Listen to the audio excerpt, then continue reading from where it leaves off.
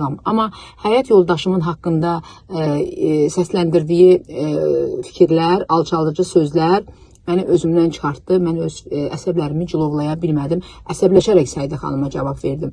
Sonra da mən o videoları izlədim və baxanda gördüm ki, əsəbli olaraq mən fikirlərimi düzgün ifadə etməmişəm və bəzi sözləri düzgün seçməmişəm.